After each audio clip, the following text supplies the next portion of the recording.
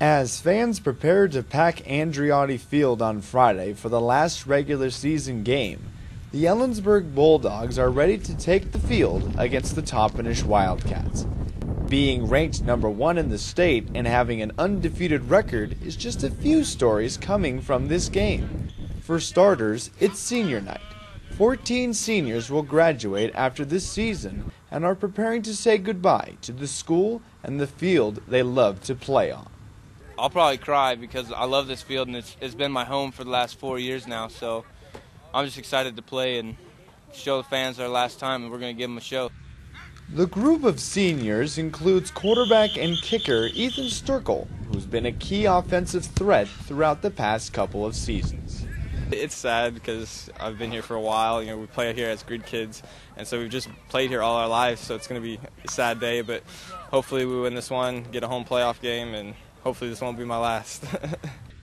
Getting a home playoff game is another goal for the Bulldogs as pressure continues to mount on them to stay undefeated.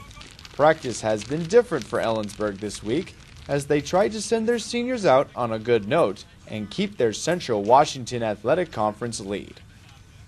Practice has been definitely a harder type of practice. I mean, we're definitely preparing for probably the two biggest games of the season, just because they're at the end, they're the hardest games of the season. And so, I mean, it's been tough, but it's been fun too. While Ellensburg plays Toppenish this weekend, they'll be focusing on another CWAC game. And that game is Othello versus Sela. Now, all three teams, Ellensburg, Othello, and Sela, have already clinched playoff berths. However, if Othello beats Sela, next weekend's game will be for the top seed in the playoffs. If Sela wins, it could potentially create an opportunity for all three teams to be in a three-way tie, which would drop Ellensburg from the top seed to the third seed due to a lottery system all the CWAC schools participated in at the beginning of the year.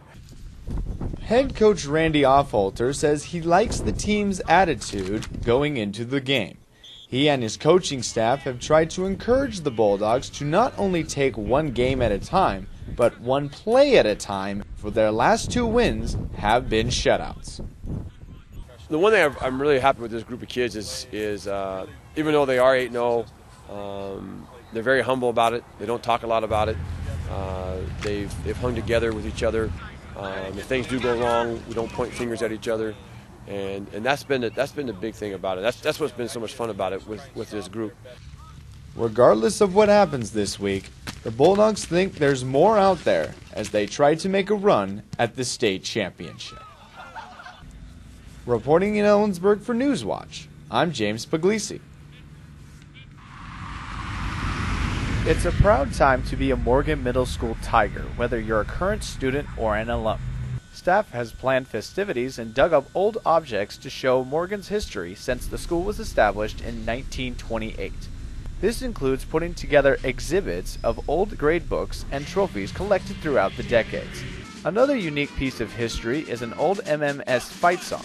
The middle school band will perform it during an assembly in the auditorium. This is not the only student group performing. The orchestra will also make an appearance to add to the fun. It's also an opportunity to reflect on past experiences at the school. Former students and current staff members Jill Pennington and Sonia Mitchell say this event brings back memories from when they went to Morgan in the 1970s. For me, it's been really nice to see faces from the past coming back. Dawn Price was the assistant principal back when we were in junior high, and it's just nice to see old faces coming back in. Teacher librarian Pat Dowdy is participating in the activities by helping the theater program put on a small play about math and students. He says students are really getting into the programs being put on this special day. They're excited to be a part of such an amazing history, and to be, it's their time, so it's like they're on stage, and everybody's going to remember it because they were here. They're going to remember it because they were here. Students and parents are not the only ones involved. Staff's also bringing people from the outside to witness the event. It's bringing the community together, because there's a lot of people in the community that still that went to school here, and they're willing to come in and talk to the students, and so it's kind of a thing that's pulling the community together also. Only 20 more years until 100 and another 80 years to double the age. But no matter how old Morgan Middle School gets, people here, students, alumni, and staff will always cherish and celebrate the Eye of the Tiger. In Ellensburg, reporting for Newswatch, I'm James Puglisi.